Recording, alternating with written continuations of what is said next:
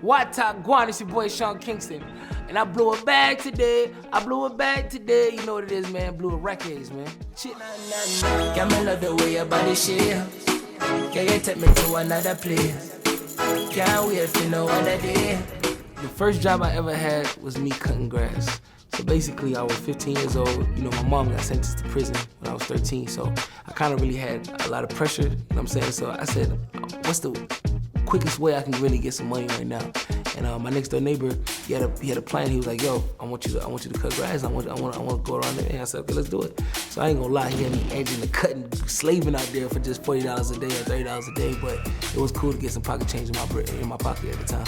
At the time, you know, like I said, my mom was locked up, so I was kind of like going from different house, trying to, you know, sleeping on my homie Reggie couch, and, you know, my auntie Marlene, and she kicked me out at one point. So I was just kind of like moving around and stuff like that. And I said, you know what? I really want to do this music thing. I always had a buzz with music in high school, you know, middle school. I used to always follow this guy named J.R. Rodham, and I just gave him my best shot and sent him some music, and it was like, he loved it. He was like, you know, let's do a meeting the next day. And now here I am, blowing a bag, you dig? I have an aunt that was like, yo, you know what, she was like, you can't stay here, like, you really gotta go. Like, I'm like, well, my mom's in prison, and I'm literally like, I'm 16 years old, I'm a juvenile, you really just gonna kick me out, like, with nowhere to go, you know what I'm saying? She was like, yo, I don't want you doing music, it's the devil's music, the music is the devil's playground. I can go on a corner right now and find 100 people that's doing music, how do you know you're gonna make it? And I remember me looking at her face like, you know what, I'm gonna make it. Like, this is my passion, this is my life, this is something I love to do. Like, you feel me, music is all I know at this point. I'm like, this is what I'm gonna do it. And I was just like, you know what, I'm going to LA, and I did it. And guess what, that same auntie called me like, hey, Sean, you know, I need help on the mortgage, you know, it's the 7th, and they've been waiting on me since the 1st. Is there anything you can do for me? Please, man, tell her, Sean, just come help me out now. What'd I do? Handle the situation. Crazy. First big check I got was actually $500,000, and that was for my publishing deal. That was crazy, man. I never forget. My eyes got big as hell. I looked at the check. I was like, what? This is crazy. I was like, you know what? I don't really want to be the typical rapper, but I just gotta get my chain. You know, my brother's like, bro, what are you doing? Like, we got a village in Jamaica we gotta take care of. We got people that you really, my mom's locked up in prison talking about something, you know, she need commissary, and you talk about some chain? We can't say, Kurt, listen, because, you know, I was young. He was my power of attorney. My brother, he was my power of attorney, so he's like, I'm not letting you buy this chain. I said, Kurt, listen, bro, you do not want to argue. I'm not gonna let, I need this chain. He was like, what do you want? I was like, a Jamaican flag. And he was like, all right, cool, boom. Biggest purchase I definitely would say would have to be a gold iPad. You know, it was a 24 karat gold iPad I bought from Dubai.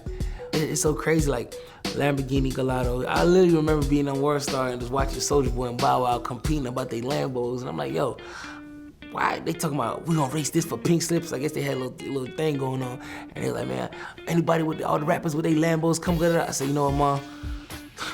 Bow Wow, Soulja Boy ain't gonna outdo me, man.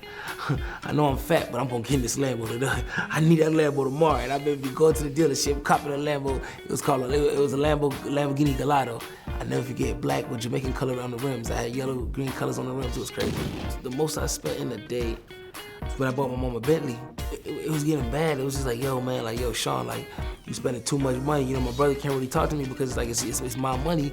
But you know what I'm saying? I'm young at the time, so I'm like, yo, I'm not trying to hear none of that. I'm trying to turn up. You feel me? And my mom called me like, yo, listen, when I get home, I'm on your ass. I'm like, all right, listen, Mom, okay, cool, you got it. When she came home, she's like, Sean, listen, this is what we're gonna do. We're gonna put away some of this right here. We're gonna buy some property. We're gonna do some investments. And that's why I got, you know, that's why I am where I am now, because, you know, I got two properties, condominiums in Port St. Lucie, Florida. I got one in Tampa. You know what I'm saying? So Bayshore in Tampa. So it's kind of like it paid off. You know what I'm saying? Keep some revenue. My mom was like, hey, listen, I know you're a rapper, but you ain't gonna be the typical rapper. I want to make money while you're sleeping. I say, okay, shit, let's do it, Mom. You know. So my mom came out. She just, you know, she was on some OG status. Like, okay, this is what we're gonna do. We're gonna move. We're gonna take that, maneuver that here. We're gonna flip this. We're gonna put that, boom. And now look, now we, you know, we good for a rainy day. You know what I'm saying? You know, the music industry go up and down, so you never know. So, you know, listen, I'm definitely thankful. You know what I'm saying? Mama Kingston, wherever you at, I love you. I don't really like buying gifts and taking it back, but I had to do this with one of my exes. It was actually a 3.4 carat earrings. 2 earrings, I think they were 35,000 a piece. The biggest rumor to me is like, oh, Sean Kingston's broke. Oh, he has $500 in his bank account. Are you guys serious? But it's kind of like, you gotta look at factuals. When I go to Jamaica and I cash out on a house that's $2.2 million, and I'm showing it on my Snap and I'm showing it on my Instagram, it goes nowhere, right? But as soon as the jeweler comes out and say, you know what, Sean Kingston owe me some money, then y'all post that, but you're not posting the crib that's in Jamaica, that's 2.4, you know what I'm saying? That's $2 million. Y'all not posting the Benz GL 450 that I bought straight cash off the lot, brand new 2018. I actually just bought this 2 weeks ago.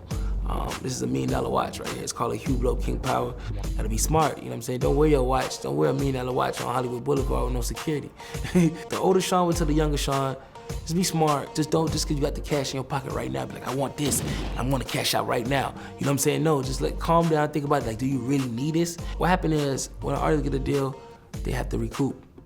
You know, unfortunately, some artists, you know, when we start slowing down, we have 1, 2 big hits, and then they start putting out some more stuff, and it doesn't end up doing what you think it's gonna do. And it's so crazy, because I was always one of them type of friends that, like, I don't only want to be the breadwinner, right? Because I feel like, guess what? If the breadwinner stop making money, you ain't gonna have nobody else to fall back on.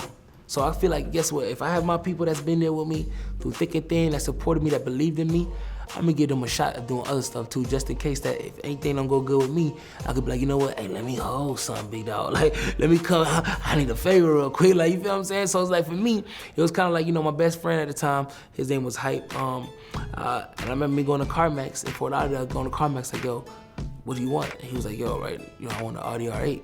I mean, Audi A8. I bought the Audi A8 for him, took care of him, you know what I'm saying? And then he ended up selling a chain that I like gave him, basically. Like, I gave him a chain that was a tennis chain with a cross on it, all VVS. It was like, the chain was about 50,000. And what hurt me about it is because, like, he could have asked me for the 50,000 and I would have gave it to him. But like, the gift I gave it to him that was real sentimental to me, he sold it and took, you know, went to the pawn shop. And, you know what it is? This the end. All great things gotta come to an end. It's so hard to say goodbye, but I gotta get paid. Hey, check this out. Don't ever forget your boy Kingston, you know what I'm saying? Came out with the island pop sound. That was me. Don't ever forget that Sean Kingston wrote Jason Derulo, What You Say. What You Say, don't ever forget that Sean Kingston wrote Moses, French Montana, Chris Brown and the Migos. Don't ever forget that I was the one who signed Tory Lanez, found them off YouTube, and discovered them. You know what I'm saying? So at the end of the day, keep them rumors to yourself. I'm living my best life. I ain't going back and forth with y'all. I'm really blessed, you know what I'm saying? And I love y'all, man. To all my haters, all my supporters, I love y'all. God bless. We out. My body up! Shit, I blew it back.